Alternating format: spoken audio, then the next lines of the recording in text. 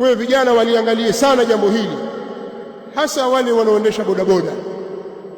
Siku kama hizi kunatokea maafa mengi sana kwa sababu ya watu wachache wasiojitambua.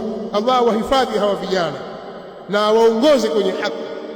Wengi wao wanatafuta riziki kwa njia kama hizi, lakini baadhi yao wanawachafulia kwa kufanya matukio ya ajabu. Wewe wapita mahali pana watu wazima, watoto wadogo, kwa mwendo wa kasi kabisa, kiasi ambacho unahatarisha maisha ya watu. Mtu akikaa anafikiria nivuke nisivuke, je, kitokea bodaboda hapa si nitakufa mimi?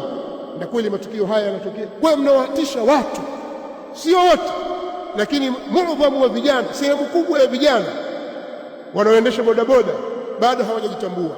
Na mimi nataka kukwambia kitu kimoja, ikiwa waendesha pikipiki au gari au chombo chochote cha moto ukakipitisha baina ya watu kwa mwendo usiofaa ambao unahatarisha maisha ya watu, ukiua pale umeua kwa makusudi.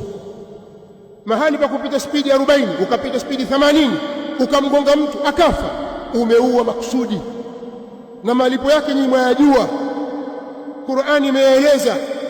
Sasa kwa nini wewe ufanya hivyo? Unahatarisha maisha yako, maisha ya ndugu zako na rafiki zako na jamaa zako. Watu wangapi leo wamepata ulemavu kwa kukatwa viungo, ima mikono au miguu, kwa sababu yenu? Watu wangapi wamekufa kwa sababu yenu? Sasa siku hii ya leo tusiitumie kwa mambo kama haya. Tuangalie thamani ya maisha ya watu na uhai wao, na sisi roho zetu pia. Kujiua kwa makusudi ni jambo lisilofaa. Hiyo skanka yako na bangi yako uliyovuta isikupelekee huko. Wewe ni Muislamu, kijana wa Kiislamu, wewe ni mwanadamu. Kwa nini unafanya mambo kama haya?